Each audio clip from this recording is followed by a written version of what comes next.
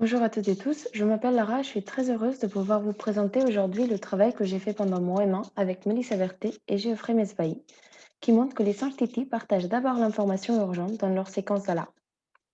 Les singes Titi, des singes de Nouveau Monde qui vivent au sud-ouest du Brésil, sont très intéressants pour plein de raisons. L'une d'elles, c'est leur système de communication, qui est très intéressant. Mais pourquoi choisir les singes Titi plutôt qu'une autre espèce de primate? Parce que leur système de communication a des diverses caractéristiques qui se rapprochent du système humain.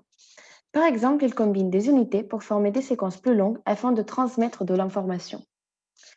Cela veut dire quoi exactement? Par exemple, les humains, si on veut transmettre de l'information sur une dame qui fait des gâteaux, on utilise le mot pâtissière, qui est une séquence de petites unités appelées morphèmes qui sont pâtissent, hier et eux. Le système de communication en cas d'alarme des singes Titi se ressemble à celui-ci. Il combine des cris, des vocalisations isolées du système du singe Titi, pour former des séquences plus longues, ce que l'on appelle des séquences de cris, pour transmettre de l'information. Mais quelle est cette information qu'ils transmettent? Diverses études se sont posées cette question. Les séquences d'alarme sont composées de nombreux cris. Cette ligne, elle représente 50 cris d'une séquence lambda, chaque couleur encodant pour un type de cri différent. Mais qu'est-ce que cela signifie? Dans une étude précédente, Berthet et ses collègues ont démontré que les 10 premiers cris de la séquence communiquent sur le type de prédateur, s'il est terrestre ou aérien, mais aussi un peu sur la localisation, si le prédateur est sur la canopée ou bien au sol. Des résultats similaires ont été aussi retrouvés pour les premiers 30 cris par Kazar et ses collègues en 2013. Ils ont vu que le type et la localisation de prédateurs sont codés dans les 30 premiers cris. Dans l'étude présente, nous nous sommes demandé s'il y a des informations différentes encodées dans les 50 premiers cris. Nous avons aussi étudié si le contexte social pouvait avoir un effet sur la structure de la séquence et les informations transmises, ce qui n'avait pas été étudié dans les études précédentes. Nous avons aussi utilisé un répertoire vocal plus détaillé. Les études précédentes ont pris en compte seulement deux types de cris, les cria et les crivés, et nous avons pris deux types de cris de plus, les cria et V suffixés, qui sont composés d'un cria ou V suffixé d'une note grave. Donc dans notre étude, nous nous sommes demandé quelle est l'information codée dans les 50 premiers cris de la séquence, et si celle-ci est différente de l'information codée dans les 10 premiers cris. Nous avons utilisé des séquences d'alarme qui ont été collectées en contexte expérimental lors des présentations de prédateurs.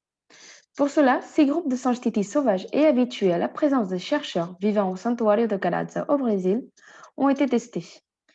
On leur a présenté 3 modèles empaillés de prédateurs, un aérien, un caracara et 2 terrestres, un ansi et un taïra, soit dans la localisation habituelle, donc prédateurs terrestres au sol et prédateurs aériens dans la canopée, ou inhabituelle, donc l'inverse.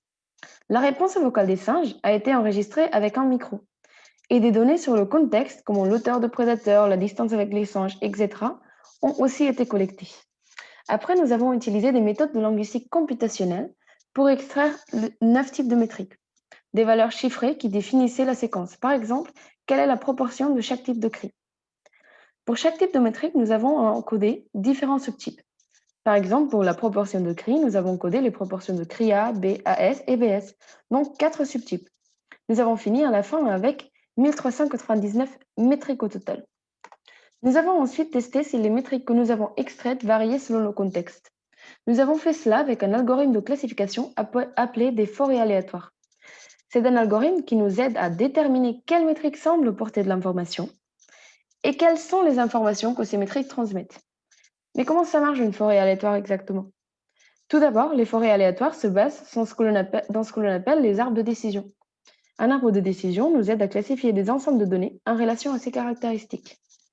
Ici, vous pouvez voir un exemple d'arbre de décision qui classifie un ensemble de 3 figures géométriques, en cercle, en triangle et en carré, en relation à s'ils ont des angles et la quantité de ces angles. À la fin, les figures sont classifiées, chacune dans un ensemble différent qui résume ses caractéristiques particulières. Les arbres de décision ordonnent les caractéristiques avec lesquelles ils classifient, afin que la classification soit optimale, étant donné l'ensemble de début. Par exemple, ici, on ne se pose pas la question est-ce que c'est une figure géométrique? Parce que tout ce qu'il y a dans l'ensemble du début est une figure géométrique. Mais comment appliquer cette logique à notre problème? Nous avons fait une analyse pour chaque métrique. Les points dans l'ensemble, donc ici le carré, le rond et le triangle, étaient les valeurs de ces métriques pour chaque séquence. Donc, si on fait la proportion de crivés, quelle est la proportion de crivés dans chaque séquence? Et les caractéristiques étaient les informations contextuelles et sociétales encodées pour chaque séquence. Dans ce cas, nous pourrions transformer l'arbre de la façon suivante, donc avec les proportions de crivés et les caractéristiques étant le type de prédateur. Le problème avec les arbres de décision, c'est ce que l'on appelle l'overfitting. La classification peut être très adaptée à notre base de données et toutes ses caractéristiques et particularités, mais qu'elle ne soit pas généralisable. C'est pour ça que les forêts aléatoires sont plus intéressantes. Pour chaque métrique, elles calculent plusieurs arbres de décision, chacun avec des sous-ensembles de données. Donc, ils calculent des arbres de décision avec des petites parties de l'ensemble de données qu'on a et ils comparent avec le reste de données pour voir si les caractérisations qu'on trouve, elles sont généralisables à toutes les données qu'on a. Et finalement, elles décident quelles caractéristiques sont les plus explicatives de notre base de données. À la fin, cela rend deux valeurs, le pourcentage de variables expliquées, qui nous dit à quel point l'analyse est fiable, et le montant de la variance du modèle, qui nous dit à quel point une information contextuelle est explicative du résultat obtenu. Donc, si cette information nous renseigne sur les informations qui sont transmises par les métriques. Par exemple, ici, on voit les résultats pour la métrique des proportions des cris B dans les 10 premiers cris de la séquence. On voit qu'il y a un haut pourcentage de variance expliquée. Cela veut dire que l'analyse sur les cris B, la proportion des cris B est très fiable, et aussi que le moment de la variance du modèle pour le type de prédateur est très haute. Donc l'information qui est susceptible d'être transmise par la proportion de cris B et le type de prédateur. Alors qu'est-ce que nous avons trouvé? Nous avons vu que dans les 10 premiers cris, 8 métriques semblent apporter de l'information. Ces 8 métriques encodent le type de prédateur. Donc si celui-ci est aérien ou bien terrestre. Et aucune autre métrique ne semble pas encoder aucune des autres informations que nous avons étudiées.